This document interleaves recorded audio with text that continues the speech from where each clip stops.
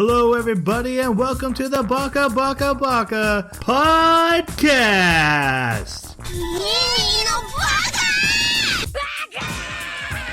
Baka. It's amazing how every time you open your mouth, you prove you're an idiot. Hello, everybody, and welcome to Baka. We are an anime podcast. Every 2 weeks, we watch an anime. We come together on this podcast. We talk about it. We turn the discussion over to you in our comment sections so you can fill us in on everything we missed. We are just three idiots who love watching anime together, and we come together to discuss, and we rarely agree on anything. We are currently just finishing up the second season of Is It Wrong to Try and Pick Up Girls in a Dungeon. We have watched this first season before. It was actually our 26th podcast episode where we discussed that. So if you want to hear our previous thoughts, they're there. We probably don't remember them, so you're probably going to get mostly fresh takes here. Honestly, there were characters I was like, I know this character was there. Yeah. I don't remember why. But to talk about this anime, let me introduce my co-host. First off, we have the Do You Want to Feel My Shirt to my It's Boyfriend material, Jeremy. I don't know that reference at all. I'm really confused. I'm doing well. How are you, Jeremy? Yeah. I'm doing very well. Finally finished school for this semester, so I've actually been playing a bunch of Phoenix Point because it came out at the same time. And I've been waiting for like 3 years for this game, and it's pretty good. I'm kind of a little sad that I've been waiting for 3 years for this, but it's pretty good. I guess I'm gonna get like the first year's worth of 5 expansions for free, just as a natural. So that's my consolation prize for it not being what I hoped. Fair enough. All right. Let's go on to the Are You Alone to my Cause You've Got My Interest. Jason, how are you? I don't know that reference, but anyways, doing fantastic. Troy, did you know that Path of Exile released their new league, Build Your Own Boss? It's pretty great. All right. Troy's favorite topic. No, as you kill stuff around the map, they drop organs, and then depending on which ones you put together in like this flask, pops out, a boss with particular skills, and sometimes they can be absolutely devastating. So it's been really fun. It released yesterday, so if anyone's looking to get into a ARPG, I might actually take you up on it for a little while, maybe. Okay, you guys didn't get this last time we did this anime. Those were bad pickup lines. It's relevant to anime. You guys literally did the exact same thing last time. You were like, I don't know what you're doing. I guess, yeah, I've never had to use any pickup lines. I've only ever seen them, and so you're assuming that Jeremy and I have any dating experience whatsoever. Yeah, none whatsoever. I mean, you are on an anime podcast. I probably should have. Ouch. But unfortunately. But not people who listen to anime podcasts. No, you guys are cool. It's people who host them. Our audience. I love the back pedal. And my name is Troy.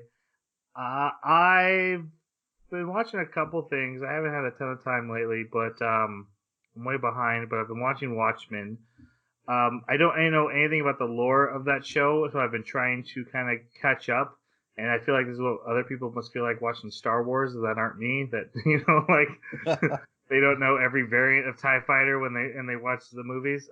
Because that's how I feel watching the show. But the show is excellent, but very political.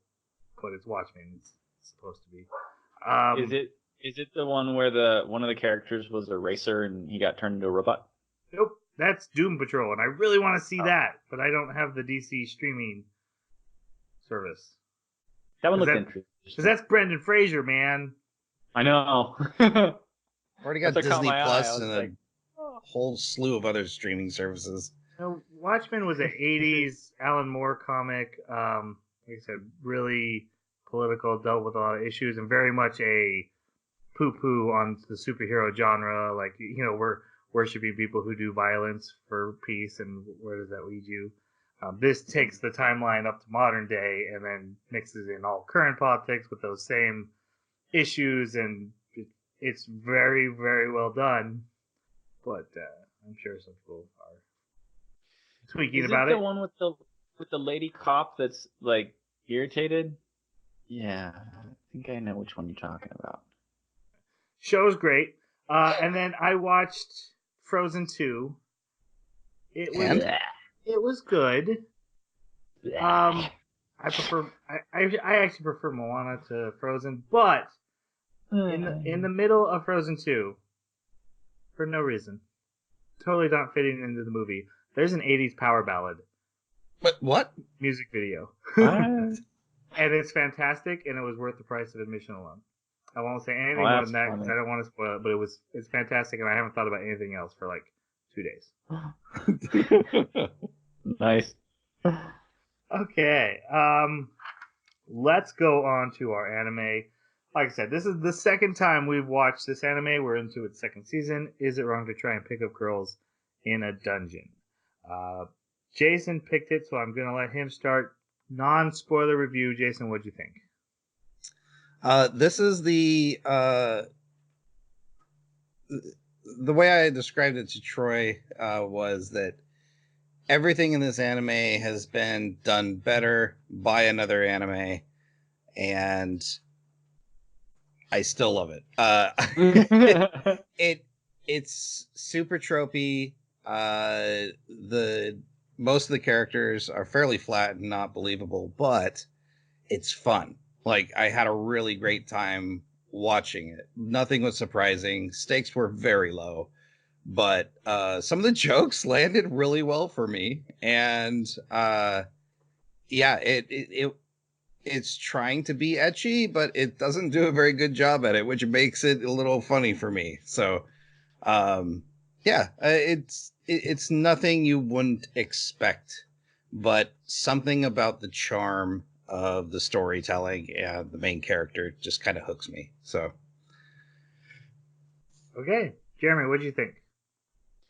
I really wanted a lot more of the dungeon. Like, I loved that from the first season. yes, same. And yeah, and the world building, they did give a bit of world building, and I liked that when we got it. And some of it was just to refresh my memory because I was like, I barely remember some of this stuff. I don't even remember half these characters, like you were saying, Troy. But overall, I did enjoy my time with it. But I agree with everything Jason said. It doesn't seem like it's anything special to me, and certainly second seasons are hard to do. So I don't know. I think they could have done a little better. Maybe they were just in a rush, trying to cram too much in. There's really only like 2 arcs and like a mini story. It's not like there's a lot that happens. Yeah, I mean, but some things happen off scene, and it's really annoying. That always bugs me, right? Like let's just do that. Don't do that. Okay. My review is I'm still not a fan of this anime. I find it bland. I find it boring. There definitely are moments like, hold my feet to a fire. I'm not dying when I watch this. But the characters I don't really latch onto besides a few minor side characters, even though they might have big parts of the plot. Fair enough. There was really only one battle in the whole season that caught my eye with the animation. The rest felt kind of bland. And apparently I'm the only one who likes one of the story arcs that you guys didn't like. So we'll get into that too. So no, not it's still nowhere near one of my favorite animes, but I watched it, so It's in my brain now. Can't get rid of it. that's the thing. What did you guys think of the opening and closing? They were okay. Yeah, the opening always sticks with me for this one. I like the tune. I hate the tells. I hate the clues. It just makes everything so obvious. It really, really bad with this one. Like, I knew who all the characters were forever. Well, everything's already super obvious, so it's like, why are you giving me clues? I don't need it. Exactly. Yeah, it just makes it 100 times worse. I'll just jump in real quick and say that the house they're in the intro is like, oh, well, now I know how the first arc is going to end. Right. Super Exactly. obvious what that's going to mean. Jason, what'd you think? You already asked me, but yeah, but they were fine. I didn't particularly like them, but they were okay. Very tired tonight. I didn't really care for the intro. I did kind of the animation of the outro where they're doing like Hestia's birthday party and putting gifts on cute. her. It was kind of cute. I wasn't really into the song or anything, but the animation, I watched it a few times and I was like, that's kind of sweet. I kind of like that idea that they tried to dress her up as a goddess and it doesn't quite fit her. I love it. It's all like lopsided and hanging off her hip. Yep. All right. And then what do we do? Yeah, we go to spoiler section here. So in the spoiler warning dropping. Very tired podcast. Yeah. That has nothing to do with the anime. I'm gonna fall asleep. Jeremy's internet is dying. Jason's also here. Hey, I had to diss you somehow. You got past the intro. All right, so yeah, spoiler warning drop. We're gonna be spoiling characters, plot events, theories, everything we can think of. We ramble for an hour and a half past this point. Just that's the way it works. All right. how dare you? We catch up with our main characters who are raiding the dungeon at the intro of this. And again, this is a world where they're specifically in this city. There's this giant dungeon where adventurers go down, and it isn't a video game world, but it very much runs on the rules of that. You have levels, you have stats, you have spells that you learn. Your weapons have stats. Now, this isn't technically an isekai because he's not from another world. Is that right? Right. Okay. Yeah. Yeah, it's just a fantasy, but it very much has that video game rule isekai flavor everywhere. Mm-hmm. So we meet our main characters again. We'll start off with our main character, Belle. What did you guys think of? Jeremy, why don't you start? What did you think of Belle? He was really dull.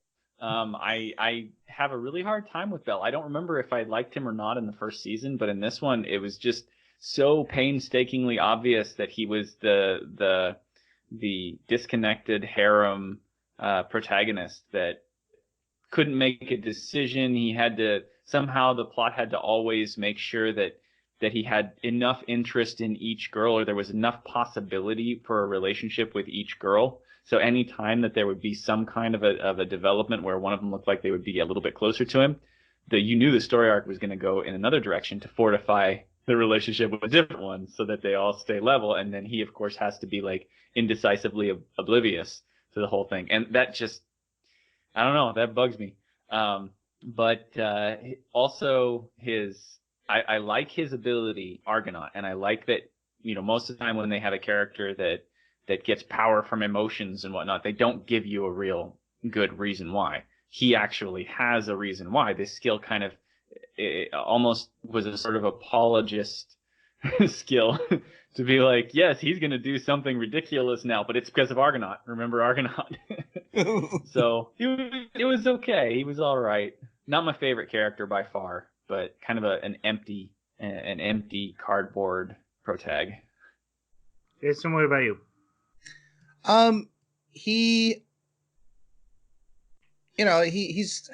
very flat for a main protagonist because he's trying, he's the eyes of the audience. And everything about him says trope. I mean, everything from his powers to the way he reacts to situations.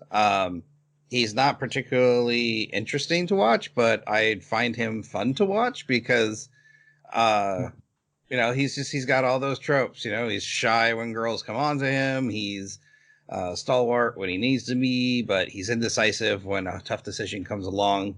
and of course he musters up the feelings to get to where he needs to go. So, very, very tropey anime, and I think Jeremy said it. I think I've got a soft spot for harem anime, and this is definitely turning into that. Oh, you actually said that in the last podcast episode. Oh, okay. Oh, really? Specifically that. So just so everyone, when I got halfway through this anime, I went back and listened to about half of our podcast when I was driving back and forth to work and stuff, and heard some stuff and realized like, oh, I feel a lot the same way. And so it's interesting to hear some stuff I've already just heard not too long ago from Jason. Ah. He does have a weak spot for harem animes. I do. I can't stand Bell. I think I liked him even less this time than the last time. I don't know if you guys remember, but his entire motivation from the first season is based on his grandfather, who we hardly ever get any information on. His grandfather told him to find a girl, and he was rescued by Eyes in the dungeon when he went too deep one day. And so his whole thing is, I'm going to get strong enough so I can ask her out. Yes. That's the character motivation. And nothing's replaced that. Still garbage. But honestly, it really came to a head around third or fourth episode. It's in the first arc. And I remember thinking, like, a lot's going on, a lot of emotional stuff. There's a bar fight. His goddess is being attacked. He's being beaten. And I'm like, I wonder what he's thinking. And I'm like, he's not. This character has no thoughts passing through his brain. He has no emotion about the current situation. He's just there to do what the plot wants him to do. And then so another girl can fall in love with him. And I'm like, okay, I can't stand you. In the second arc, he does get a little bit of like I'm gonna win, and I guess that was better, but not much. He really just win is better than nothing. He seems like he's very reactive. He's like really badly written AI. It's funny you mention that, Troy. Target. Because like the first 6 episodes, I was getting upset because I was like, okay, I thought his whole thing was he wanted Eyes, like that was his goal as far as a girl and like who he wanted to be and look up to. Like it was just this whole thing for him, and then it was just completely thrown to the side for nearly this entire anime, and it just it bugged me.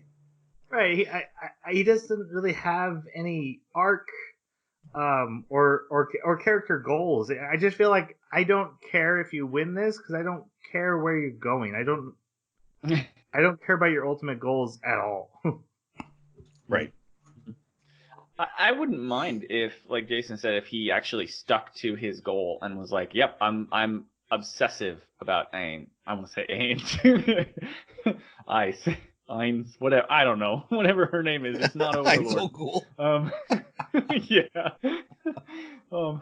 But he didn't, and I really hoped that the anime would do something with the character that comes up on episode like 6, because she looks so much like the Sword Princess that I was like, come on, you got to be digging into the philosophical aspect of like, does he like her because of something more complex and deep, or is it just cosmetic? Is it just that he likes the way she looks, and so this other character who looks like her, is that going to be brought up? No, it wasn't brought up. No. Not at all. No.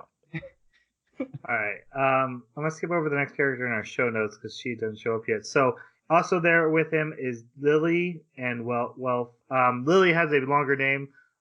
We're calling her Lily. She is basically the pack rat of the party. She carries the loot and she has some attacks. And then Wealth is a blacksmith who is also helping them and carries a big sword around. And it's kind of like the big brother archetype. What did you guys think of these two characters who are returning from the first season? They didn't have much to do or why they were there. Like, I don't know. It seemed like they were fairly inconsequential except for the capture and rescue arc, which was like 2 episodes. Besides that, they were nearly just background characters. Yeah, I agree with that. it was very much a sort of, they became pieces in the tactical game. If some situation came up that needed to be resolved and multiple pieces had to be in play, then they were pulled out and put back on the board. Otherwise, they were just, I mean, they had a couple of moments where they had introspective discussions with him or talks, but for the most part, that was for him. It wasn't really for them.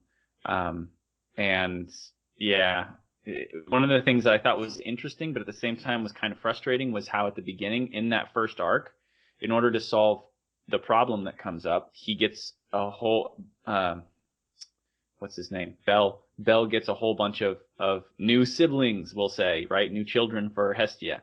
And it's these characters, of course. And so, but that became super obvious because, you know, the story beat needed to be something different than season 1, and it needed to get from point A to point B so it could carry on from that. And this first arc that we run into with these characters, they needed to actually become part of the family to do this. And part of me really liked that because it allowed them to shift the whole family into a new form of existence. We actually did have people that were part of the family as well. But at the same time, it didn't really seem enough to me to have been that big of a shift. Like they were still there. They were always whenever he needed them. So, but now they're part of the family, and they are. It really seemed that different. So, I mean, nothing you guys said I disagree with. I did like Lily's little arc with, you know, going back. Basically, it kind of gave us the backstory of, you know, why she had problems before. I didn't really remember all the characters' backstories, but it reminded me like, oh yeah, she was like robbing him when she first joined, and she had issues, and then kind of go into this. Well, she's kind of a drug addict to this familia that's full of drug addicts, and it was kind of cool just to see that fleshed out a little bit more, even though it's not really consequential to the story. And well, very similar, but honestly, his big moment is just the fact he's willing to switch familias, even though he's exactly where he wants and needs to be. Because he's the blacksmith, he's in the blacksmith familia. That's perfect for him. He has no issue with his goddess, and yet he's still willing to jump over. Yeah, I thought it was cool. But like I said, everything else you said was right. After that, they kind of are just in the background. Lily's there to have someone yell at Hestia when Hestia is trying to be perverted with Belle. Right. And thus a harem exists. Well, and I think that's where the mistake was made, is that you start adding girl after girl, and it's like, okay, now Lily is less of a compelling character and just filling a particular harem role. Yep.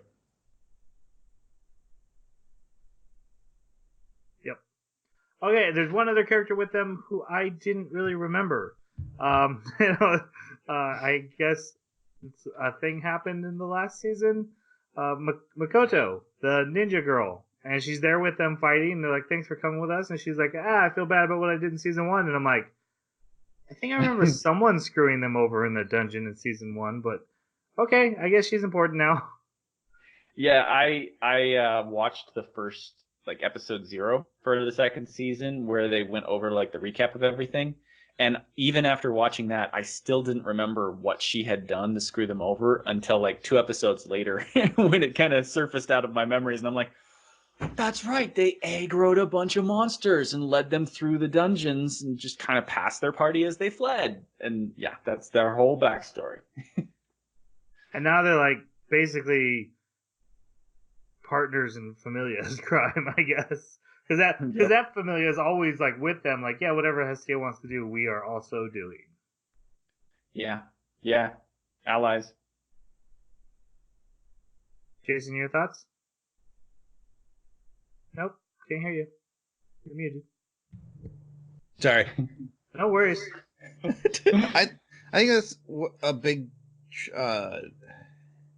missed opportunity with this particular season, is they tried to do some political intrigue between the familias, and it didn't work out. But when they started like presenting the ideas and starting to follow through with it, like just at the beginning, I started to get excited, like, oh, okay, this could be cool. And then it wasn't.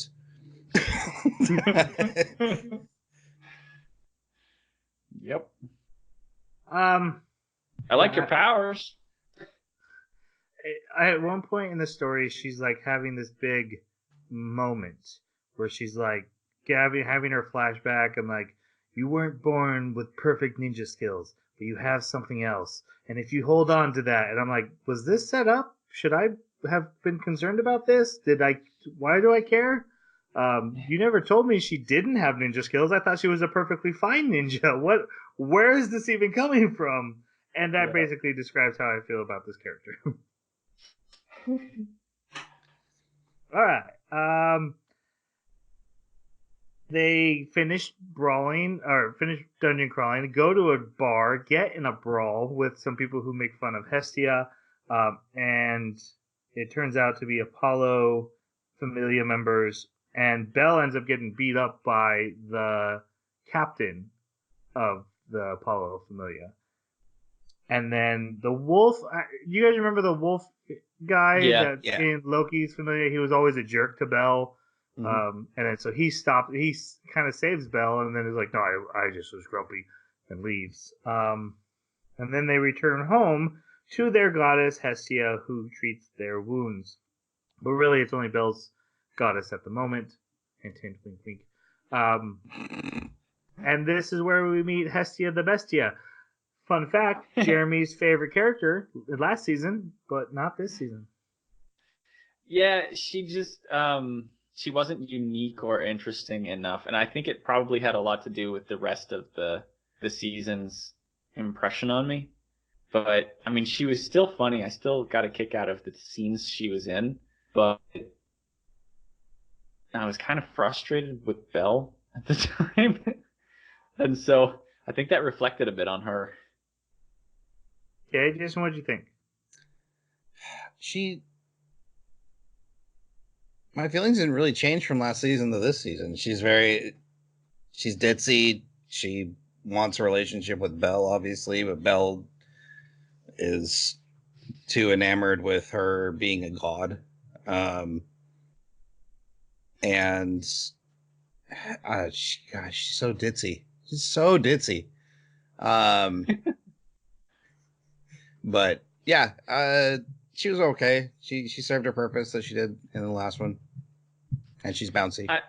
I think that there's something interesting about the flavors of the different gods. I was thinking about this in the last couple of episodes, and how there's a certain, gods are jealous, right? That's something, no matter what religion you come from, most gods are jealous.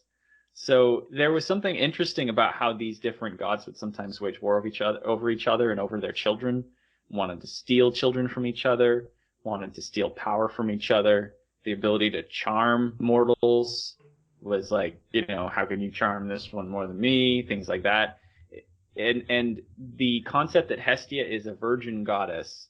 So how is a virgin goddess going to behave? Right? In order to stay a virgin, she has to always be in the flirtation mode and never enter into the mode that you'd have someone like Ishtar or Freya in, where they're definitely not a virgin. And so there's certain behaviors and attitudes that accompany that I think they executed fairly well, between the jealousy and also who she is. Yeah. I will say one of the things that was most interesting about this anime for me this time was the relationships with the gods, the lore of the gods, the whole idea that they gave up godly powers and came down to this planet to live among the people, but then still got to become their leaders. But then they also are just like, they get to do whatever they want. There's almost no oversight on them. You could literally murder each other in front of everyone else, and there's no repercussions. Which makes me wonder, like, why bother challenging someone to a war game when you could just stab them and you win? Since apparently like I said, there's no king here, there's no police force, there's nothing enforcing these guys. They're literally just running around doing whatever they want. And when they talk about loving their children, it's creepy because they're like, sometimes it's like parently love, Sometimes we want to bang you. Just be cool with it. What's wrong with you? You're the weird one here. But that's very like Greek pantheon That is kind true. of thing. That is I'm true. sure it's in the others too. Hestia. So I found Hestia's stuff, her storylines interesting because it all tied into the gods, especially her interactions with like Apollo. I thought were kind of interesting, but she is kind of just a ditzy thing. But I did pay a lot more attention to that ribbon this time, for better or worse. Did you? Yeah, the magic ribbon that just seems to magically expand as it needs to. Nope. She's a god. That's her only power. That is a great ribbon. Belle gets an invite for Hestia to a party at Apollo's. They go. She's able to take Belle. They go. We meet Apollo. He's actually introduced to Freya, and I hadn't forgotten this, and it didn't really pop back into my head till later. But like at the end of last season is when like Freya first appeared and was like the evil lady sitting up in her tower, and we were like, oh, is that like going to be like the villain? Well, now she's coming face to face with Belle, and she's clearly fascinated by him. And then Hestia and Loki get in an argument. I'd forgotten about Loki, and then when she popped into this scene, I was like, oh yeah, that was a fun character. I liked her. Hermes is also there. Hermes is a great character. We should stop talking about him. I didn't put him in the show notes. Jason, your favorite character. Well, and Jeremy, your favorite character. Also my favorite character. Who wants to go first? I don't mind going first. No, Jeremy, go ahead. Okay. I absolutely loved Hermes. Just the fact that he had machinations going on all the time, and yet he still played the fool. And he's such a good con artist, and he's got his own agenda. And it's really cool seeing a character be able to come to the table and actually, like, I didn't think after that encounter he had with Ishtar, I really didn't think that he was as in control as it turned out he really was. And maybe he wasn't. Maybe he was just, I'm going to take credit if something good happens because, whoops, But I don't know. He's very entertaining, good character. He was always there when they needed him. Solves problems as well. Can I go? Yes, go ahead. Oh, okay, thanks. Thanks, Troy. Appreciate it. I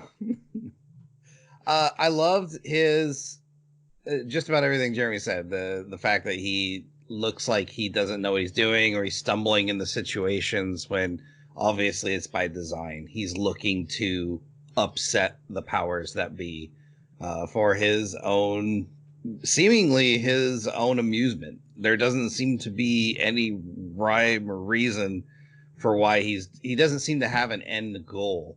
He's obviously pushing Belle for his own amusement as well. And when he visits Ishtar, I don't think he thought it was all that bad, the situation he got himself into, but he sure acted like it was. When he was crying. Right? Yeah. No, I'm pretty sure there was no sadness there for him, even though he acted like. I got the impression that his major goal is like to surpass Zeus or something, to actually succeed where Zeus failed. Yeah, he does have some sort of grudge against Zeus, which, obviously was not expounded upon at all. No. Besides his little story that he told, yeah. Right. But yeah, he's funny. He always ends up in the weirdest situations, and when you come to find out that it's all by design and not just accidental, it's kind of neat. Yeah, he's the one that pushed Belle into the nudie hot springs in season 1. That's true. Who did he call out to for his powers during the war game? When the war game started, he's like, "Hey, can I please have my power for this?" Yeah, and he did. Did he say a name? Because I don't remember him saying a name. He specifically said a name. He asked someone for his power for this task. And the only reason I'm asking now is because what you guys mentioned about Zeus. He tells a story about the Zeus and Hera Familia, who I had always assumed would be like the two that stayed behind. like they would be the ones in heaven, as like the head of the pantheon. And they were like, "Yeah, you guys all go." But so something is over there above the gods, and as making sure this whole system works. And it came and went, and I didn't write a note. Oh, damn it, that bugs me. Oh well. That'd be really interesting if there was like mono deity that was above all the pantheons. Huh. Anyway, after being conned into dancing with Eyes, the girl that he likes, Belle is then accused by Apollo of being the one who started the bar brawl. But really, this was an excuse by Apollo the whole time to try to take Belle, and he's going to do so by challenging Hestia to a war game for the honor of his familia. And Hestia says, "Nope, we out. I literally am a one-member familia. That would be insane." But when they return home, they're attacked in their broken-down church that they live in by the Apollo familia. They have to go onto the run. Literally blow it up. Yep. Mm-hmm. Wealth and Lily are like waiting for dungeon crawling, and they hear about it, so they go to help. Some of their friends show up to help. Belle gets beat up by that captain. I wrote his name somewhere and I forgot it. I don't think it's that important. No, Yeah. he's the jerk captain guy. He beats up Belle again, but they still manage to escape. And then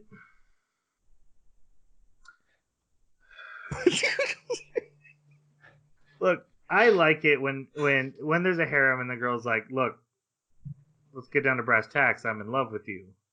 And then he's like, "I respect you," or something.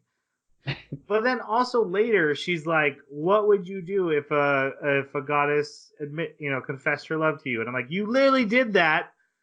That bugged Like me too. 5 episodes ago. Uh-huh. You know how he reacts. This has happened. Your cards are on the table. He clearly doesn't care. Yep. Yep. Lily gets taken back to her familia by her captain, who's a big jerk. Wealth notices the symbol of some of the people who are helping the Apollo familia, and it's Lily's familia. It's Soma. Soma. Yeah, Soma is her god. And to undo the attack, Hestia and Belle go to Apollo's mansion and accept the challenge of the war game. So then she tells Belle, "You gotta go train. I'll go get Lily back with Wealth, and then we'll meet up for the war games and get this done." And that's where we leave him. And he goes to Eyes and asks for training help. And she helped train him in the first season, so he goes back to ask her. They have to meet like in a back alley to do it, but they're gonna train again. Mm-hmm. Then we catch up with Lily. She's back with her familia. She begs to be released. They're like, "Okay, for like 10 million gold, whatever it is that the currency is." And she's like, "That's so much." So they lock her up. They're going to use her as slave labor. Yeah, she's got that ability to like transform, they said, so they want to use that somehow. Yeah. As like a thief? Probably. Because wasn't that what she was doing? So they basically want to use her to steal stuff by transforming into someone that's got credentials to go wherever they need to. Right. Mm-hmm. Then the gods meet to discuss the war game. Hestia shows up late because she was planning Lily's rescue, and she's basically like, "Okay, let's have a one-on-one." And he's like, "Hey, it's not my fault your familia sucks. You gotta." You're lazy. Yeah, fair is fair. I put in the work, and so I'm strong. And it's actually Freya who mocks Apollo into allowing her one extra person to help out on the team.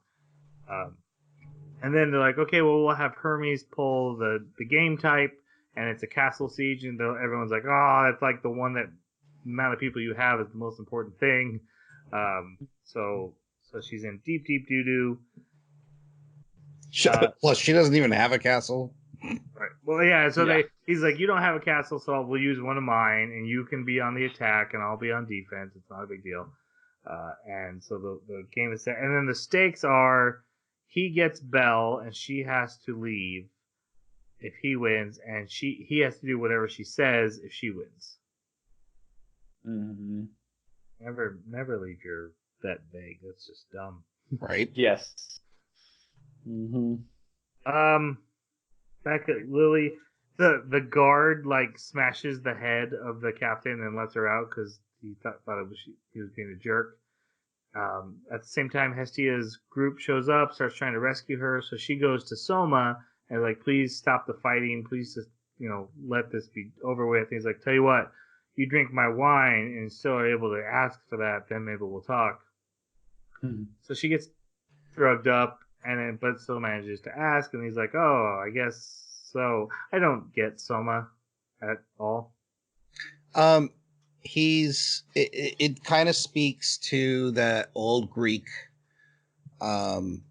Bacchus. yeah, it's where the gods could be so consumed with one aspect of something that everything else in existence just did not matter to them. And it lends back to that mythology of how some gods they would make decisions that didn't seem to make sense, but in the context of their obsession, did make sense. So, for instance, with Soma, he's so engulfed in crafting his wine that he's lost control of his familia. He's lost control of his surroundings. It's just as long as he's able to continue doing what he's doing, that's why the other guy was able to take control of the familia, and he didn't even realize what was going on. And Hestia calls him out on it. Yes. Well, why the test? The what? Why, if you can drink this wine and still ask me for a favor, I'll do it. What does that have to do with anything you just said? Because he probably knew that the wine would just shut her up and make her go away, so he could get back to what he was doing. It probably shook him that a mortal was able to withstand it. That's interesting. I interpreted it as it was a sign of respect. Like if he's surrounded by just myriads and myriads of people that they don't have the fortitude, they can't withstand what he's created and retain themselves. Why do they even exist? Like, are they even a real person? And so for her to be able to consume the wine and then retain her sanity and be able to stay focused would mean that she has as great an obsession as he has. Because the wine didn't take control of her. She still wanted to save Belle. So Belle is her equivalent obsession. So therefore he could respect her because she was obsessed about something. Honestly, I can see it that way too. Neither of those really work for me. But it's not a huge plot point. It's just like if his whole thing is I'm so obsessed with this that I didn't even notice that I had a child that we were torturing next to me. But he still is taking the time when that child shows up in front of him to be like, but I have a test for you. For any reason, just seems to kind of spit in the face of his whole concept. I don't actually think that he's unaware. I think he doesn't care. I think that, like I was saying, they're not people. They're not real because they can't withstand his wine. Like that in itself would be a trial to see, are you something more than just a slave to your urges? If I present this to you, you just become a base animal. So why should I care what happens to you or how you treat each other? But for her to actually resist that and rise above it means that she's not the base animal, the equivalent of all the other people he doesn't care about. He'll actually give her attention. That's how I interpreted that. But that seems then to go against the whole thing when he's talking to Hestia. Is like, did I really have that kid in my thing this whole time? She's like, yeah, you're kind of being a super dick. Because he's not like, oh, she rose above the. He's like, oh my god, I did a horrible thing. That is so my bad. No, and that's why I think it was very much here, drink this and go away. And that's why it caught his attention, because that's probably worked every single time he's ever done it. That's possible. Don't like it, but he's not a big enough thing to care about anymore. All right, we're moving on. Yeah, so he ends the fighting and even swaps her familia, and then Makoto and Wealth both go to their gods and goddesses and ask if they can also swap to the Hestia familia to help with the war game, which they're allowed to do. And so now they're all familia. And then Hermes asked Ryu, and Ryu was one I was having a hard time remembering. I remember there was a really awesome elf chick from The Waitress who was hiding her identity. I don't remember why. She was like a hunter of some bad people, like I think burned her village or something, and she went after all the bad people after that and became like a vigilante or something. But she agrees to help. So she's the one bonus person, which seems odd that she got to still have a bonus person after adding million members. Yeah, I thought so too. The rules were already set. They didn't say that she couldn't obtain more members. They said she could get help from one outside person. I just assumed Apollo would whine about it more than anything, and he just didn't. Oh, Apollo was too arrogant. He had hundreds of followers, so. But even after losing, he still doesn't bring it up, and he seems like the type that would. Like, technicality. Yeah, that's fair. You cheated. But Bell begins his or he keeps training. Oh, also, in this episode, Apollo says this line, "How doth thee favor them apples?" And I don't think I've cringed that hard in a long, long time. It was such a bad line. Yeah, that's not in the sub. That's not in the sub. Okay. Bell returns from his training, and the Familia leaves for the war games. We haven't mentioned the characters Cassandra and Daphne, who are part of Apollo's Familia. And Daphne, even points out, yeah, I didn't want to join it either, but when he wants you to be part of his team, you become part of his team. And Cassandra is her friend, also in the Apollo Familia, who has prophetic dreams and is always like, we're going to lose. This is going to go badly for us. And she's like, yeah, you need to quit dreaming so much. She's like, I really wish you would believe me just one freaking time. I'm 100% accurate. Yep. And during the war game, she's like, we've already lost. They're already inside the gates. She even says the word Trojan horse as they're pulling in wagons. And I actually thought, oh, they must be in the wagons. That's not what happens. A little short guy on their team is the last one to enter, and that ends up being... He's the one that started the fight. That's why we know him. In the yes. bar. Yeah. And he's kind of a big talker in the Apollo Familia, too. He's showed up a couple times so far. Yeah, he was in season 1, too. He was a big talker there. Oh, was he? Yep. I don't remember. Yep.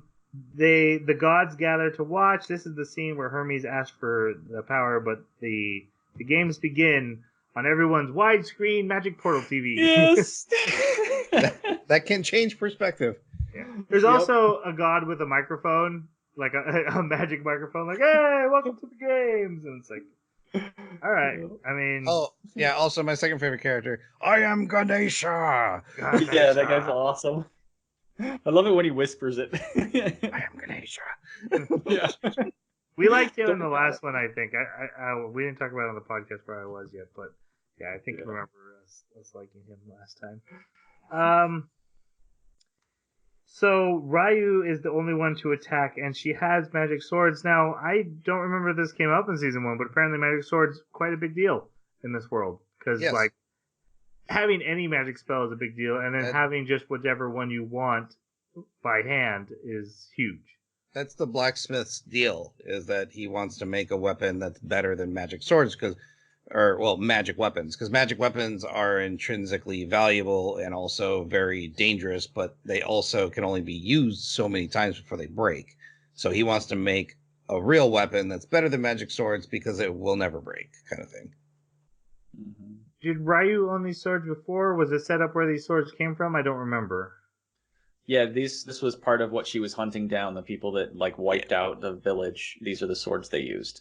That's why that other elf gets pissed off at her. He's like, how could you wield weapons like this? I got that. I just didn't know if where they came from. If one of the gods was like, "Hey, here's the magic swords," wink, wink. I have a vague recollection of her giving her backstory in season 1 and talking about hunting the guy down and getting the swords. So yeah, she launches a barrage attack of fire and wind, and then that little pipsqueak guy is like, "Hey, half our forces were ordered to go out there and fight her," and so they do, and she kicks their butt. Meanwhile, Makoto sneaks inside, and she uses this gravity spell to grab a bunch of soldiers and pin them down for a long period of time. And then that little pipsqueak guy opens up the gates so that Belle and Wealth can just walk right in, but we find out it's actually Lily in disguise. She cut her hair so she looked like him. Now, do you guys remember anything from season 1 about Lily having transforming powers? I don't. No. Jason? Remember anything? I don't remember. But at Because this it point, I'm seemed not to sure me, it matters. yeah. Well, it seemed like they added it, like they incorporated it into her being captured by Selma, and they're like, why? Well, we really need to execute this tactical plan. So it would be so cool if like she could be that character because they're about the same size. She has transformation magic. That's what it is. I don't know. I could be just completely misremembering it, but that was one of the things that I was like, this seems kind of a bit convenient and fabricated. This character. Yeah. One thing about this anime, people seem to attack with deadly weapons in this anime with no consequences of like damage. Like, hey, let's capture that guy. Everyone shoot your arrows at him. Yeah. I did notice that. Throw the spear. Very few people actually die in this world for some reason. Right, because one of my thoughts is this a fight to the death? It didn't seem so, because I mean that's not what the stipulation of winning the fight was. Right, if Belle dies, then they lose the reward, right? But they're literally attacking each other with swords and magic blast everywhere. And maybe it's just because like, hey, we have HP bars. It's not like an arrow can actually kill me. Because later he's literally exploding like gaggles of girls, and it doesn't seem to have any consequence. So it's like. I just want to call out that I love the fact that we have gaggles of girls now in our podcast vocabulary. It was Uranus. It was Uranus. Uranus is who they asked to use their powers. That's right. I wrote it down. You did write it down. I did. Nice. Okay, so then Belle basically blows up an entire tower where the captain of the Apollo team is hiding, which is the goal of the game. Basically everyone fights to help him get there, and they're all struggling with their fights, but he makes it. He is doing quite well because of his big stat boost from all his training, but the girl with the foresight, Cassandra, actually stops him, grabs him when this Frieza disc homing missile-seeking magic spell comes in. Destructo disc? Yeah. Yep. But he gets hit by it, and he was given a necklace by Seer, the waitress that's in love with him, and it shatters here, and it showed it again, and it made me think, like, was it a resurrection spell in there? Like, is there a reason? It's the reason he survived, or is it just literally a coincidence?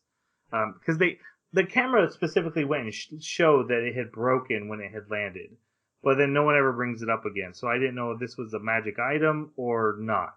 It kind of felt like the old but trope of, oh, I'm going to give you this stack of money or this pocket watch. And, they put it in their pocket and then they get shot. And then, like, they pull out the pocket watch, like, oh, if it wasn't for this pocket watch, I would be dead.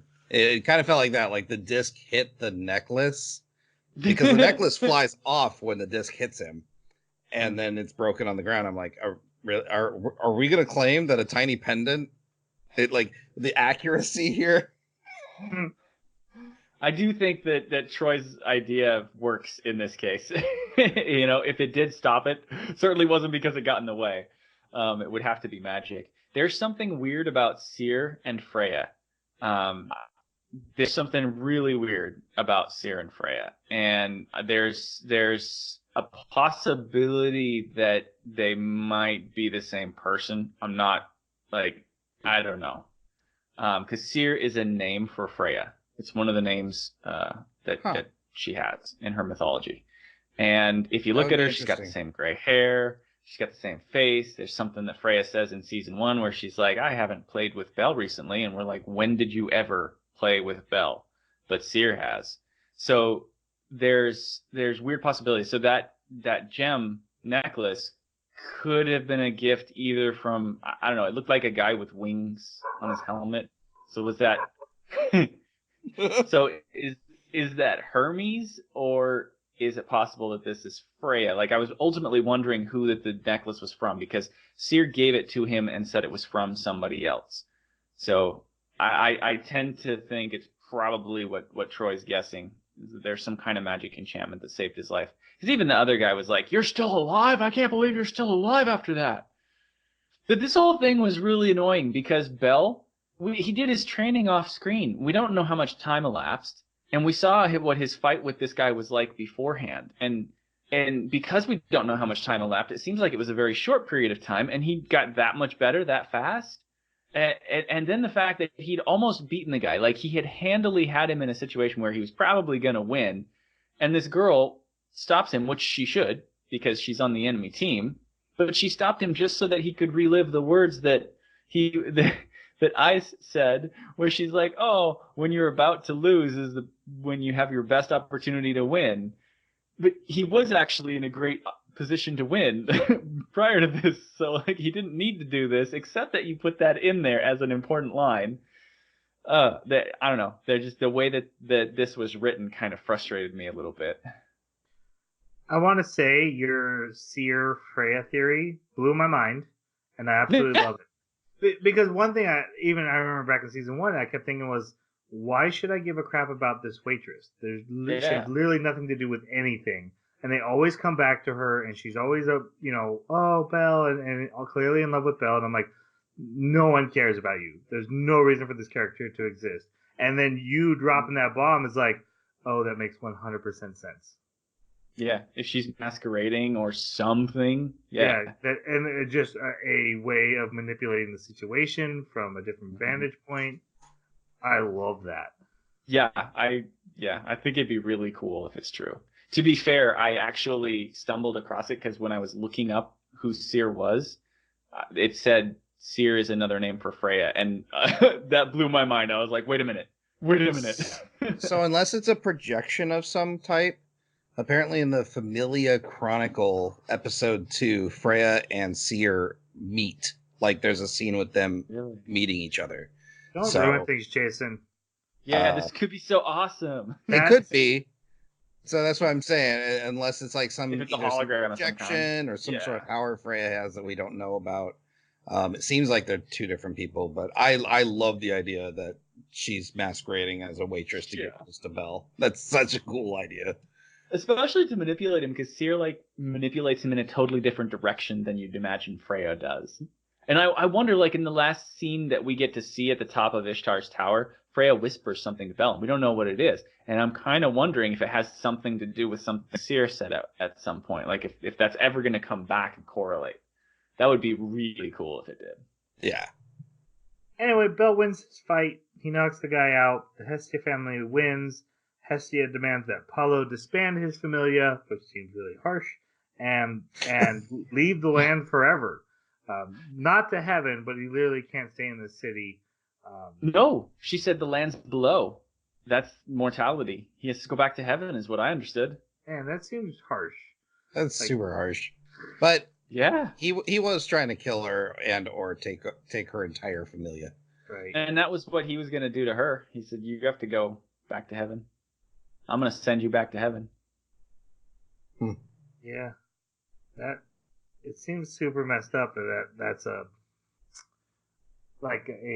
penalty that they just float around, right? Yeah. Again, the fact that one goddess can slap a goddess to death, and everyone's just like, meh, I guess that goddess is gone now. What's that light? And that would completely change the economy of that city and like so much. All right. Yeah. Anyway, they move into his mansion, which you should already know because they've been sitting in it every intro Yep. and outro of every episode you've seen so far. Yep. And it was super obvious. Like the first episode, I'm like, oh, they're gonna get his mansion. This story is literally just getting his mansion. But I do want to say I like this arc, even though it felt like a movie set in this anime world. Whereas like everything's going to pretty much not change, but we're going to introduce something new that we haven't really talked about. So the Apollo shows up.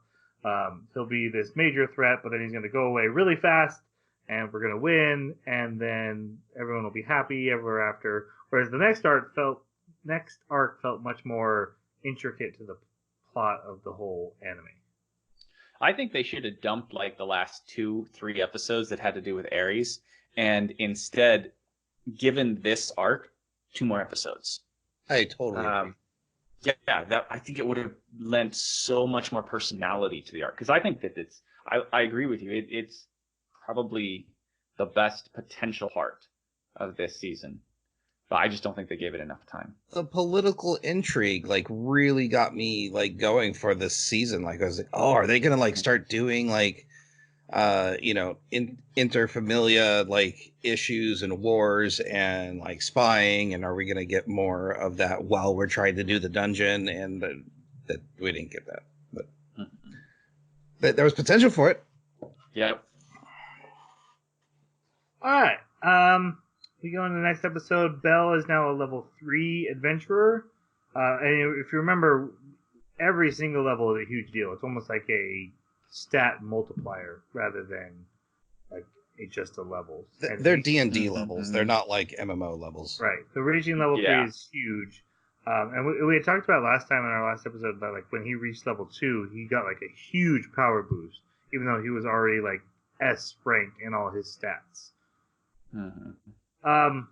He also is chosen to be the captain of the Familia, which he's like, oh, I can't believe it's me. And been here for years, man.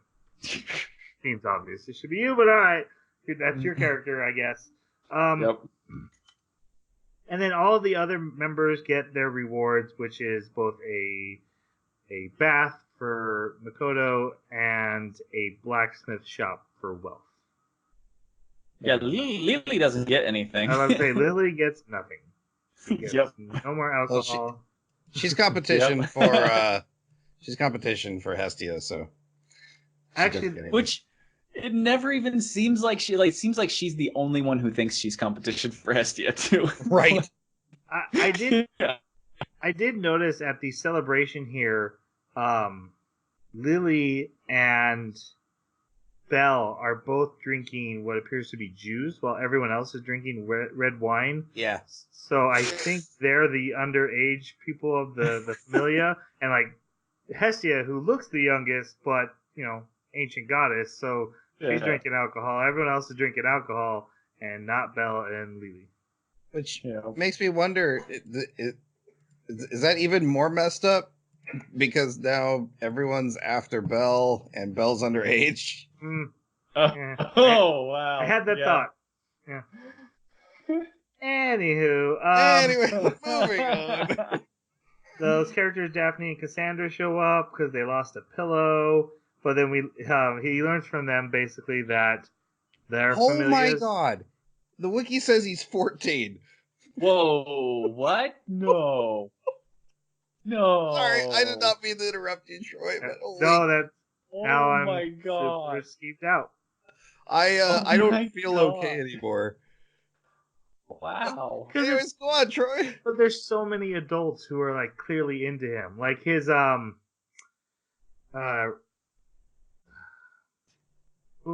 advisor.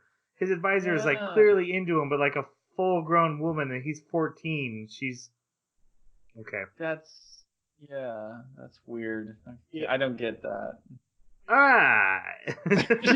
Rolling along. Anyway, we find Should out have at least made him like 17 or 18. Jeez. They're recruiting new members. A giant crowd gathers outside. Hestia is enjoying the attention.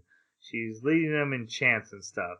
And then Makoto, while trying to get dressed, somehow finds a hidden scroll. She brings it outside, and it's a bill, and it's the bill for Belle's magic knife that Hestia got him for like millions. 200. 200 million. Yeah. So everyone leaves. No one wants to join that familia. They're broke as hell. I was kind of sad about this because I thought that everything they were trying to build to in getting this mansion was a complete shift in dynamic where now they would start to get like 20 or 30 or 40 members, actually get a real family going, not just this little skimpy 4 people. And I thought this would be worth having that short little arc of just a few episodes to get to this point. If it's going to be such a drastic shift because it changes the flavor of the anime so much. But you That would can't be have cool a for harem season 2. with that many people. Yeah, I know, right? Yep. I wasn't into all the random adventurers, but I actually really was looking forward to Daphne and Cassandra join because I thought they were 2 of the better characters from the last arc. So I'm like, oh, cool, this is a cool way for them to stick around, and especially with Cassandra and her visions, like that could lead to a lot of potential plot lines and deeper lore. And they're like, nope, peace out. This is a horrible idea. Yeah. Even if it was like fairy tale-esque, where like, there's tons of members, but they disappear. You only get to see a couple every now and then, but they didn't do that. Or like, people milling around in the background on the campus. Yeah. Yeah. Exactly. Okay.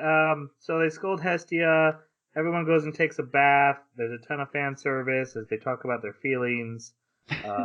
Hestia tries to climb over, fully nude, into the male bath. That was funny. That was funny. That was a moment where I got a kick out of Hestia. And not in honestly, I like that no one was trying to do the "I'm gonna peep" move. Right. She was literally just like, "I need to hug Belle so badly right now. I'm gonna climb over this wall." Yeah. Despite everyone being fully nude. Yep.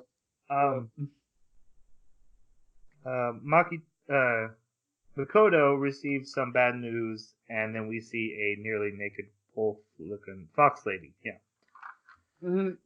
And that'll take us into our next arc, which starts with prostitutes heading out into the city, and then Makoto sneaks out of the mansion, and the others end up following her. She goes to the red light district. Her and her friend get in some trouble there, clearly over their heads and not their environment. So the others save her, but they accidentally lose Belle in the process. She tells them that they had a third friend who they were very close with, and there's been rumors that she's been spotted in this area among the prostitutes, and they're trying to find her and save her if needed. And then everyone realizes Belle is lost, and because Belle is hot, they are very worried about that. He runs into Hermes while he's lost, and Hermes is like, "Yo, bros before hoes. Let's not tell anybody that we saw each other here." And he gives him some like aphrodisiac. Yes. Aphrodisiac, and he's like, don't tell anyone. And then he tries to go after Hermes, who's like carrying a package, and is caught by these Amazonian women, including the character Aisha, who is a follower of Ishtar. So this is Ishtar's familia, this brothel and red light district and prostitutes. They're all part of her group. So they are actually quite skilled adventurers, but they also have a really independent financial system here from the regular system. So we want to talk about Ishtar, the goddess, and then what are your thoughts on Aisha, who's not even their captain, but she is a very important character in this arc.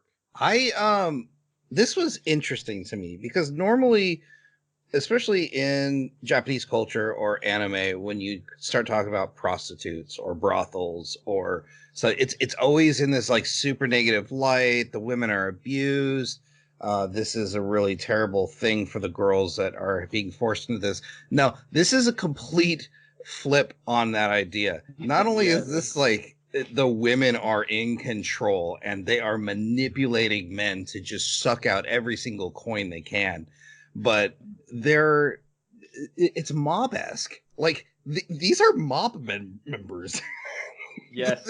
They are willing to do really terrible things to men in order to get just as much money out of them as possible. And it does seem like, Ishtar being Ishtar, this is feeding into her power set. The act of, the sexual energy in this area is feeding into her, right? I thought she was an interesting mob boss because that's really how she was presented. And also, again, part of that a political intrigue that I was hoping that would come across because, like you said, this entire area is self-funded. It's an entire city area that doesn't need anybody because they're able to financially be independent due to their business dealings. The oldest profession. Jeremy, thoughts? Yeah. I thought Ishtar was a fascinating character in that she had the jealousy that you see in the tales of like Hera and Medusa, right? Like nobody can be more beautiful than me. Nobody can be more charming. Nobody can have more adoring followers than me. I hate Freya. I hate her so much. And but yet drawing that distinction between the two characters, the two goddesses, and how they behave, which Freya really points out later. But it was interesting too to see how they added in, like, this anime is all about so many different races are involved here. Like you have so many different animal races, demi-humans, you have dwarves, you have like halfling type characters, you have like spirits, you have elves, you have like all these different things. You also have Amazons. And the Amazons are a distinct race that are incapable of reproducing without basically stealing men, and all they can reproduce is another Amazon. They can never reproduce their own men. So it makes sense that these women are actually Amazons and they are prostitutes because that's how they're going to make their kids. Because they don't in a lot of the tales about Amazons, that's the way the stories went. And so it was kind of interesting to see that that's where they decided to put them, was that the Amazons were her prostitutes.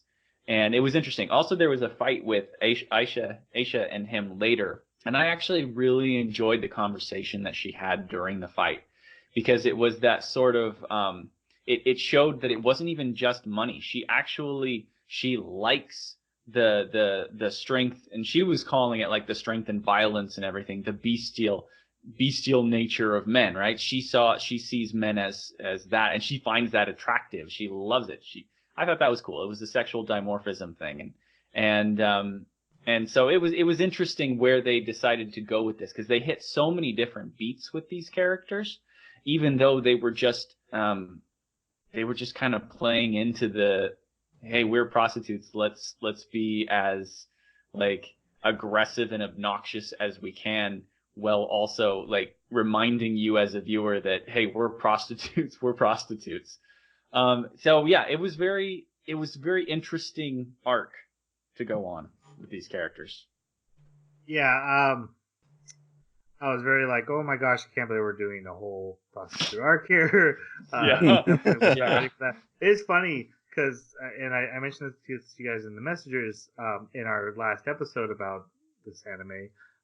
I had made the reference that, hey, Jeremy's going to talk about Hestia and sell her to you. And I was like, oh, but not like that. And Jeremy, you literally said, what kind of anime do you think we're watching? Well, turns out it was exactly that kind of anime. Prostitutes galore. Just had to get to season 2. Yeah, and I agree with everything you guys said about how, like, it actually puts a very positive spin on these sexually confident and aggressive women. There is one step I think they messed up on, but I'll wait till we get to her character before I mention it. But as for Ishtar, I thought she was both a great, she's got a different power set than like Apollo and the other gods that they've had to come up against.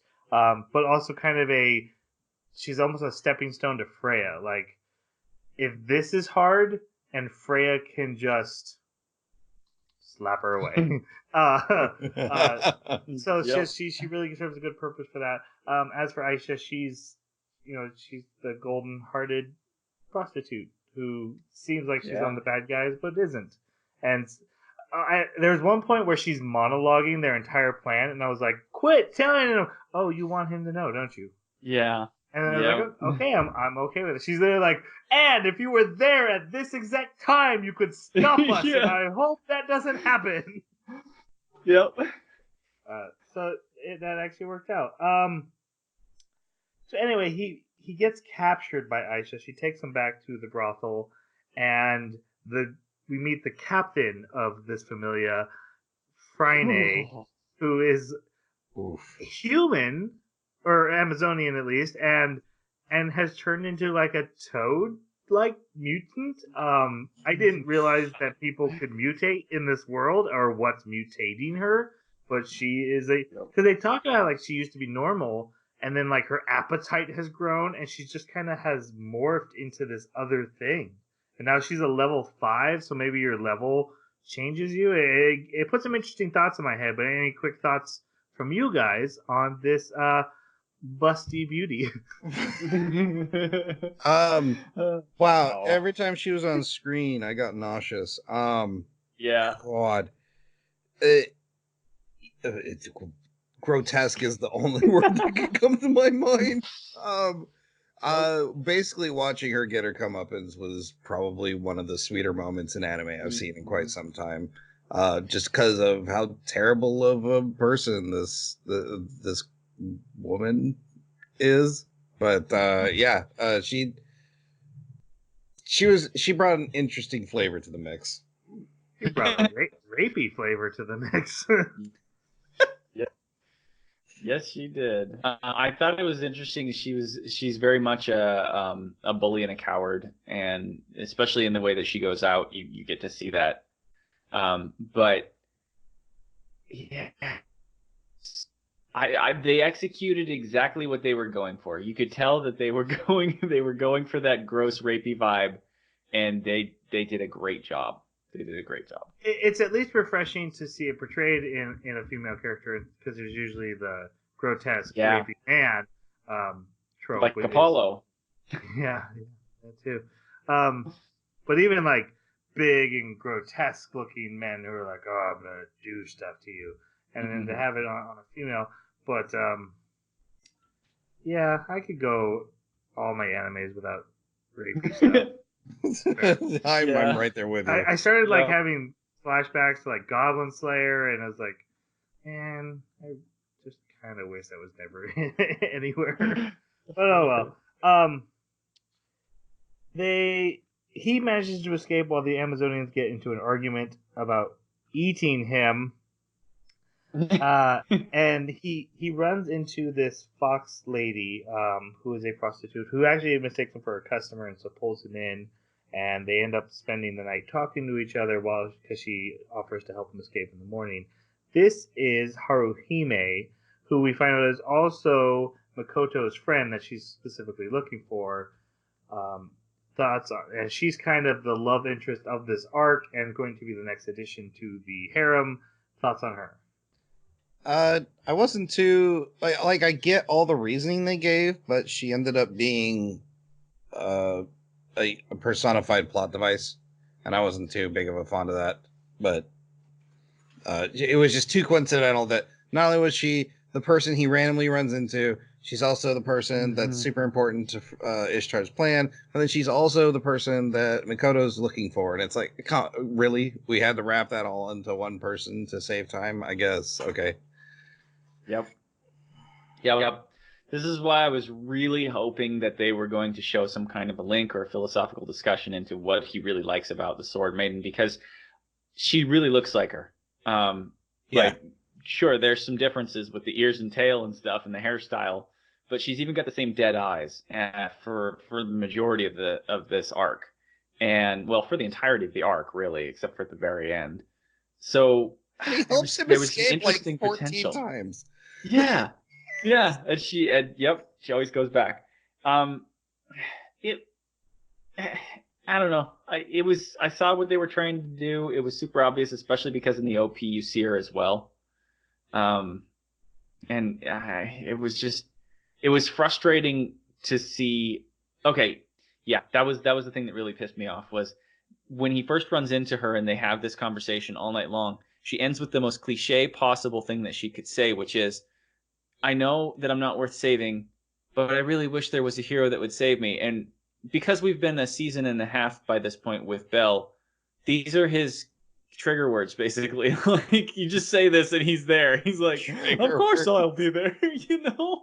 And so I was like, come on, this is so cliche. Like, this is exactly what she has to say to get the response out of him. There's not going to be any deliberation. There's not going to be any chance of, is he actually going to do? Of course he is. Yeah. Of course he is.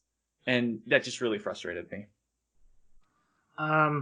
Besides agreeing with what you guys said, Haruhime was actually the aspect of the prostitute storyline that I really disliked, because a lot of her thing is, because I've given myself over to men because of the lifestyle I'm in, I'm not worth saving. I'm a prostitute. I'm lower tier, and I'm just not worth anything. And her arc is having to overcome that and realize she has self-worth.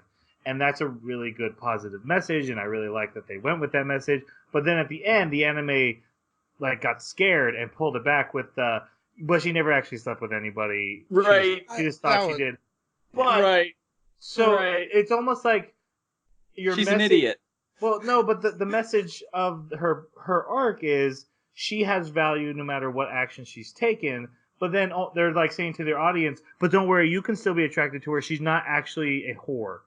You know, like, we don't want you to think she's been tainted, but you just told me it doesn't matter if she's tainted. She still has value and worth. You don't need it. It was just very frustrating because it feels very have my cake and eat it too. You're giving me this positive message, but then you also don't want to turn off certain male viewers almost. So you want to make her. You can still fangirl this girl. Don't worry, we didn't actually make her a prostitute. It was a throwaway line that just did not need to happen, because I mean, who's her? Aisha. Yeah. I mean, she's obviously all of those things, and she's going to be fantasized over tremendously. But it's like, it undercut so much of the importance of that entire plot line. Yeah, I was basically into it until that line threw out. They hit me so hard. I was like, no, what? Yeah, I did the same thing. Yeah. Okay. Yeah. We also catch up with Hermes, who's delivering that package to Ishtar, and he's asking her about some stuff. And he learns that, and she wants information from him, and he's like, "Well, how are you gonna get that from me?" And she just strips. And he's like, "Ah!" And the next time we see him, he's laying in bed crying naked, and she's getting up, and she's like, "So Freya wants Belle. A time for me to get involved." And like we've pointed out with Hermes. You think at this point poor Hermes, he just got taken advantage of. But then you find out this is all according to Hermes' plan. Everything's coming up Hermes. Yeah. All right. Hestia yells at Belle. He has to go do neighborhood chores. He learns from Makoto that the girl he met and her friend are the same person. So he starts asking around. He goes to his advisor. He learns about the Ishtar Familia. Makoto tries to save her friend herself and is rejected. Basically, Haruhime is like, "I don't know you. Leave me alone." And Makoto tells the backstory, which is basically she was from this high-end family. They used to sneak her out, so she could play with real kids. And bad stuff happened. She got sold into prostitution and slavery, and now we still don't know what she did that offended her father so much that she got sold. And they say what? stuff like, "We tricked it." It sounded like it was a trick that got played. Yeah. They decide to help her, and Hermes, who is nearby and happens to be eavesdropping, he tells them, "You could just buy her. Ishtar is a businesswoman. If you give her enough money, she'll probably just, I don't know who you're talking about, but I'm sure you could come to a resolution." Also, I should tell you, I gave them a killing stone. Okay, I gotta go by. Yeah. And we learn that Ishtar is planning to capture Belle and then start a war with the Freya Familia because she hates Freya. And then Belle's group goes dungeon crawling for money, and they get attacked by the Ishtar Familia, specifically by Aisha, who's clearly got a stat boost. Like, she's got a buff. Yeah, a buff. Yep. So a chance on her, she's glowing, and then she's kicking his butt, even though they're the same level. And it's like, oh, okay, she's clearly buffed. I loved the grab him by the chest plate and then run Yeah. him along the wall. Actually, that was cool. From the whole anime, this was my favorite fight. I thought the visuals of this action scene was amazing. Yeah, And they were. Yep. It actually really surprised me because everything else had been kind of bland so far. Well, actually, each one of their fights, I loved all of the fights between him and Aisha. I like her weapon. Yeah, it's enormous, but she wields it like a rapier. That's pretty great. Yeah. Makoto tries to help, but she also gets beaten, and they get taken and captured. Poor Belle wakes up in Fraine's dungeon. Mm-hmm. There's a scene where there's bad touch, and Bad touch. It's worse now. It's worse now. Well, there's like a flashback of what she's done this before, and like the dude's bleeding. Yeah.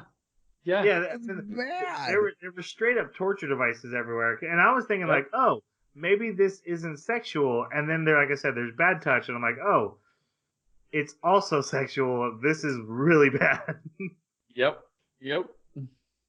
She goes to get some aphrodisiac. Because he's not ready. Yep. Makoto is freed by Haruhime with keys. Knowing he's 14 makes the scene so much Yes. worse. Yep. Exactly. Haruhime also frees Belle and helps him escape again. And he tells her, like, hey, we have a plan. We're going to get enough money to save you. And she's like, oh, that's nice. This is my last day on Earth, but don't notice I said that. He doesn't. She's like saying all these like final goodbye kind of stuff, and he's oblivious. And then we also find out at the same time, because Hestia learns about the Killing Stone, and what it is it kills Haruhime's species or it sucks their soul out, and then if you shatter it, every splinter of the stone will have the spell from that soul, and you can use it willy-nilly. But because you shattered it, you will have killed the person. And we learn Haruhime has the ability to do buffs. Basically, she's a stat buffer. And so She actually ups your level. It's a full level boost. Makes you the next level. Oh, okay. This is basically soul gems in Skyrim. Like, exactly how they work. Anyways. Okay. I mean, just had to bring up Skyrim. Oh, dude, every time. Every time. Oh, yeah. And she knows she's going to be a sacrifice. She's kind of okay with it. But this is all for the war with Freya. This will make the Familia strong enough, they think, to win. And it's going to happen that night. Belle is taken out to the streets. Makoto finds them, but then Aisha finds them. Aisha takes Haruhime, and then this is the part where she monologues like, here's our whole plan. Everything you could possibly need to know. Sure hope you don't stop us. She said something about like, yeah, clearly I wouldn't go along with this, but then my master like raped me, and now I have to do whatever she says. Right? So she broke the first. They already had a killing stone, and she broke it. That's what she said. There was this precious gemstone, and I this person broke it, and then was found out, and et cetera, et cetera. So she tried to stop it. Yeah, she tried to stop it, punished for it, and now she's lost her own ability to make decisions. She's charmed. She's trying to like push Belle to attack, but he's hindered by the idea that if he does this, he's basically putting his Familia into a war. And he doesn't want to do that for his own personal desires of saving somebody. So he actually backs down. Meanwhile, Hestia and the rest of the Familia is trying to enter into the district to go help. Belle makes the decision that he's going to get involved. You know, he's sure his Familia will understand. Makoto is in it with them, and so they come up with a plan. He attacks the headquarters, and he fights Aisha and Freya until Ishtar stops them, and then tries to charm him.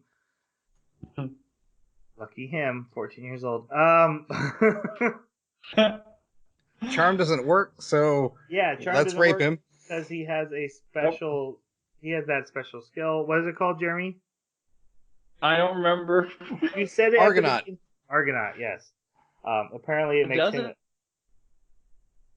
It's something else. He's got multiple.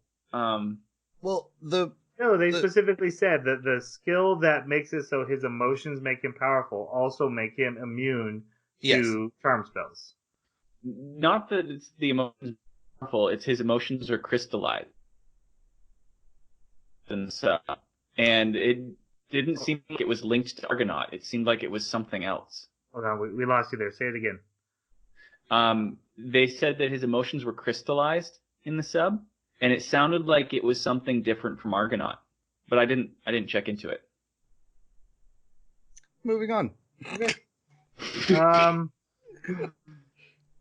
Makoto tries to free Haruhime. She gets knocked down, but manages to climb back up. She fights she fights this one Amazon who beats the crap out of her, and then basically, to give Bell the space he needs, blows herself up. She does a spell where she explodes. She literally Vegeta's. Yep. But her body's fine, but she falls off the tower they're on. Bell then comes out and stops the ritual, and it breaks the stone that's on the knife. And Even though he doesn't hit the stone, but it's fine. And then the blade disappears. This was really confusing. Fine. Meanwhile, a battle begins as Freya's forces start attacking the sector, because Freya has basically known all this is happening anyway, and is like, this has gone on long enough. I've put up with this BS. Let's go kill my sister. And so they do. This is messed up. Like, this city is a big place, and it's all on fire. Freyne starts fighting with Bell, and Haruhime boosts Bell. He gives him a buff, so he's able to win that fight. The way that he wins is by hitting her repeatedly until she breaks through the floor and falls straight down. That was awesome. Where she meets Agoro, who works for Freya, and she's like, "Don't kill me, don't kill me. Tell you what, I'll let you do me, because clearly look how hot I am. I'm way better looking than Freya." And he's like, "You don't say crap about Freya," and he punches her so hard, her teeth literally. He punches the top of her head, and her teeth are like pushed out of her mouth. It's disgusting. Yeah. Yep.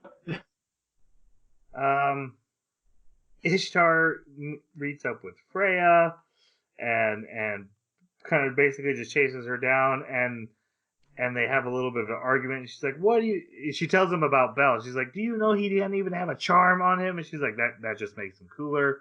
And then she like slaps her once, and she tumbles backwards off the tower and falls to her death. And then there's this big light of, going to heaven. Death, going to heaven, yeah. Yeah, and you can't come back.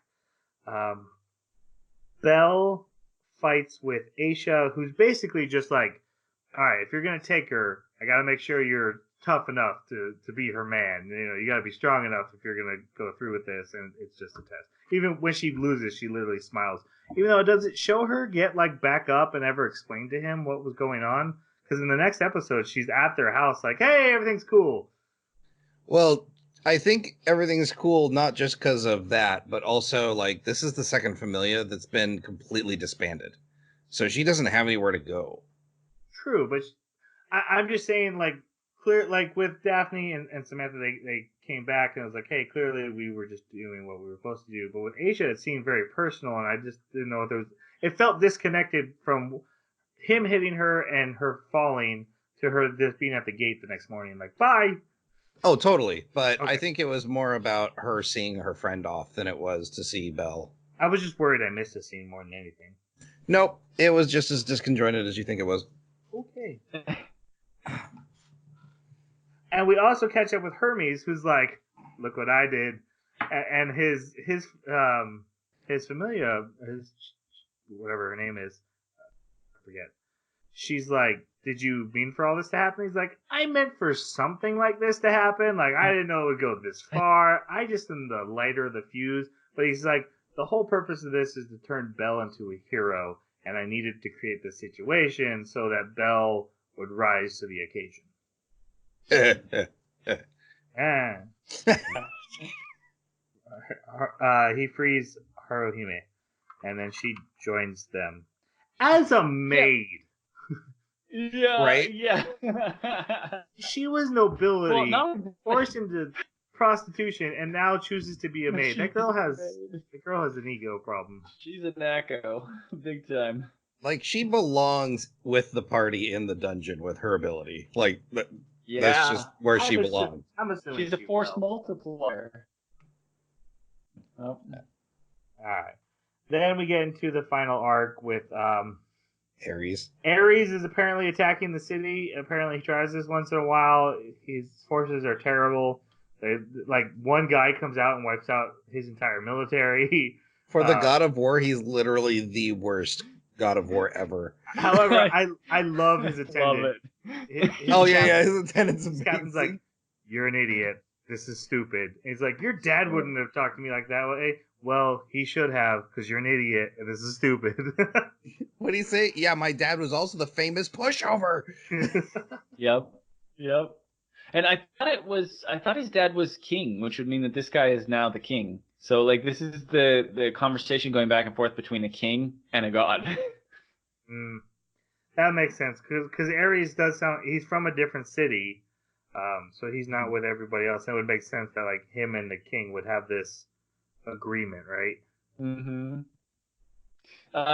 So real quick, what I was trying to say before, when my internet was given a horrible time, is it's not Argonaut, it's Laris Freeze. It's the skill that lets him level up faster than everybody else. That's the one that nullifies the charms. Mm-hmm.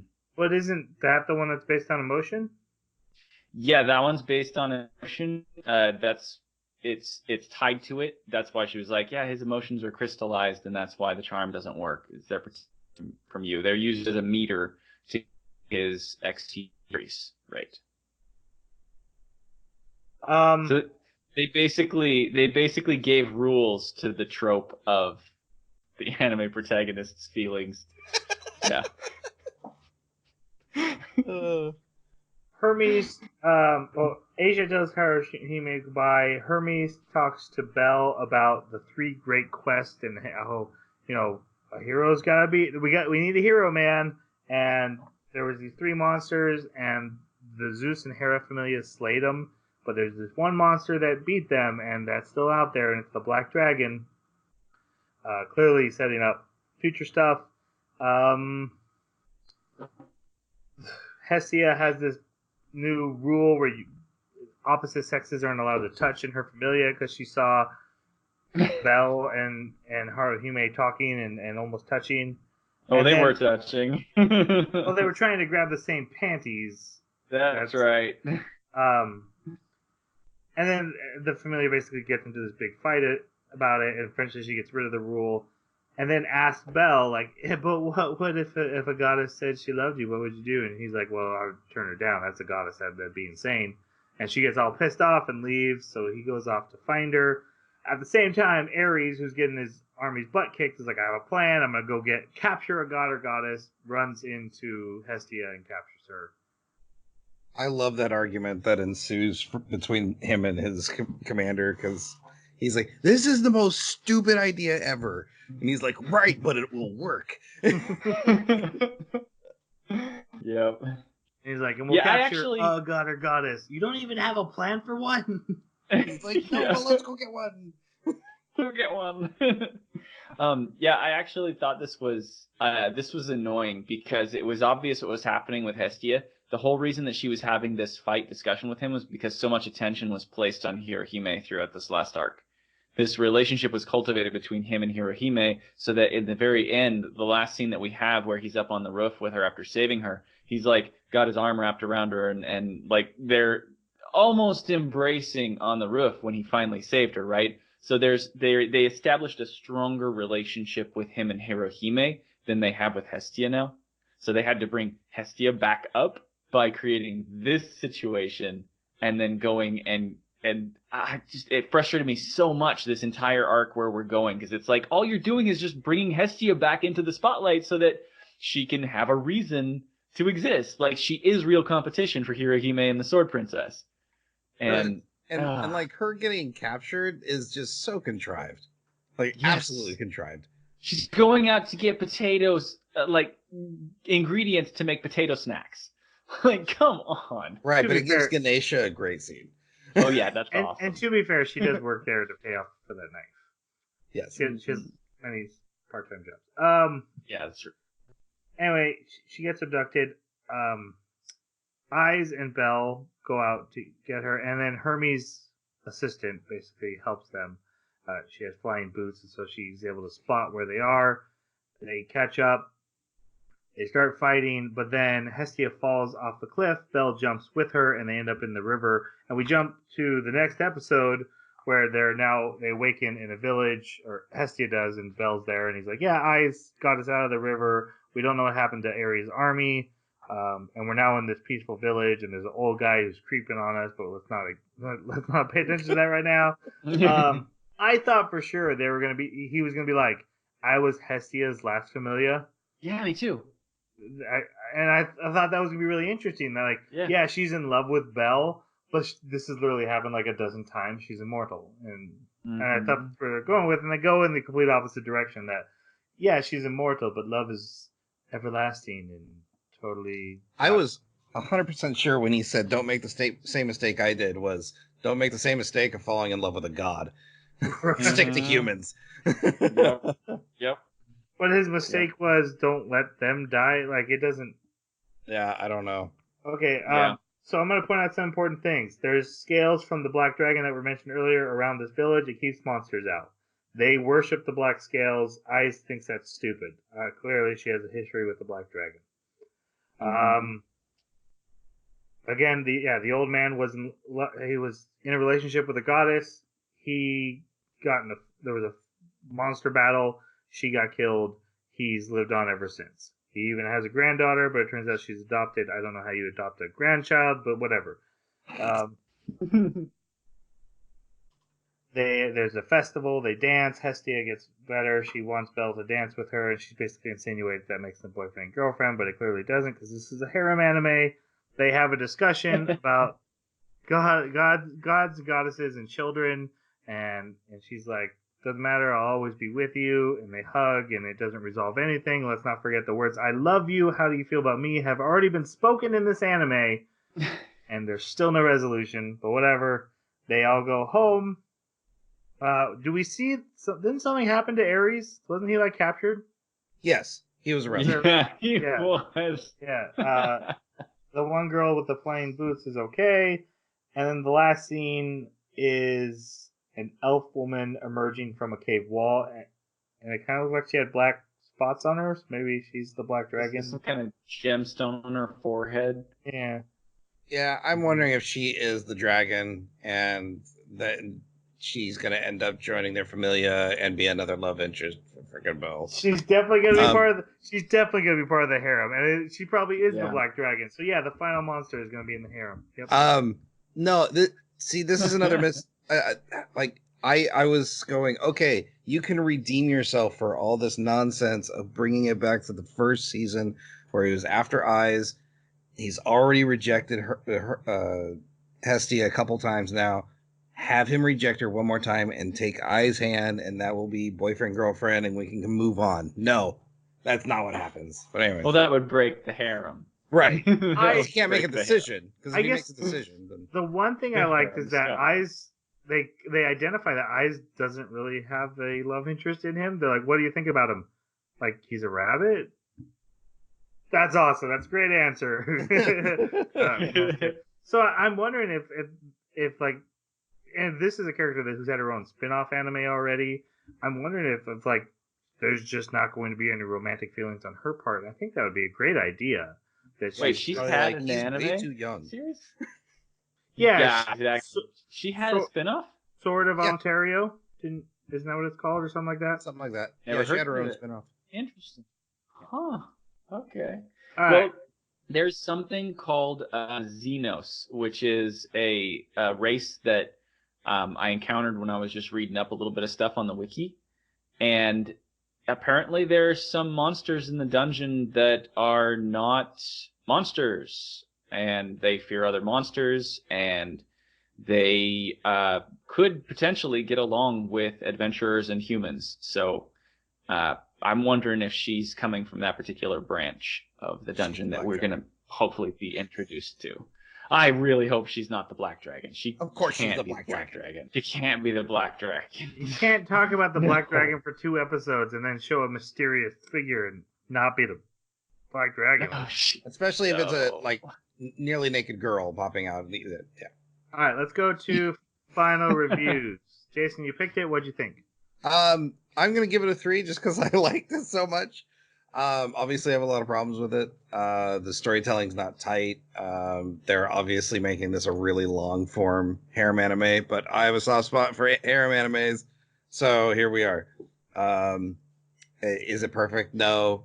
Everything that's been done in this anime has been done better by other anime, but it still has its own charm, and so I'm gonna give it 3. All right, Jeremy, how about you? I give it a little bit lower. It didn't hit the same it did in the first season, and I think it's because the world has been introduced. It wasn't enough of an expansion on what this world was about and the various dynamics of the characters and factions and how they play against each other. It was interesting seeing the gods squabble, but it almost didn't have enough consequence for me to be satisfied with it. So I got to give it a 2. There were no stakes. What are you talking about? It's a 2 for me as well. My biggest thing is I just don't care about the characters and I don't care about what happens to them and what they want, what their objectives are. I feel no desire to see if they achieve it or not. It's just not there. There's some cool animation fights. There are some cool ideas in the world building and lore that I think are fun. And even a few characters who are cool, like Hermes and Wealth, and even Hestia sometimes. But for the most part, I was bored out of my mind and just wanting to go watch The Mandalorian again. I have very limited time these days with current stuff in my job, and when I was watching this, I'm like, this is not what I want to do. Also, Hearthstone Battlegrounds is addicting. People should not play it if you can resist. So is Path of Exile. True. Oh. But I can, and it's probably true now for Path of Exile, but I can play Hearthstone Battlegrounds on my iPad for free in my bed. It's so fun. Fair enough. Have you Surviving Mars? What? Surviving Mars by Paradox? Mm-mm. Have either of you heard of it? No? I think I have it, or it's on my wish list. It was epic. I've been playing. Oh, it's so good. We're losing you really bad. Oh. So I'm going to take us to the closer before my computer blows up again. Even though last episode was the best closing we've ever had. I would not say that. If you would like to comment on your thoughts on this anime, whose title is too long for me to keep saying, or comment on any of our thoughts, feel free to do so. Our Twitter is @Baka Podcast. Our email is theanimebakaclub@gmail.com. Or you can leave a comment wherever you found the podcast and they'll get back to us. We do love hearing your guys' thoughts, so thank you for those. Our next anime is actually it's movie time. We're going into the Christmas season. Watch the Twitter because one thing is our recording episode is going to be like right in between Christmas and New Year's, and that's a pretty festive time and a busy time for people. We might have to extend the podcast by a week, and maybe we'll try to fit in a mini-sode there to make up for it. But we're watching a movie, so that should free up some time. We're watching My Hero Academia, 2 Heroes. It's the first My Hero Academia movie that came out in theaters like over a year ago. It's time for us to watch it. It's time for us to get back into the world of Deku and All Might. And And honestly, I'm really looking forward to talking with you guys about shonen movies and what they do well and what they do bad, right? Because you can't change the world, but you still do you fit it in the timeline. So it'll be an interesting discussion, I think. Cool. Okay. Season 4, because that's supposed to become. Losing you. I'm sure Jeremy said something really interesting. Well, we're gonna get going. So everyone, let's say goodbye. Thanks for listening. Sayonara. That was perfect.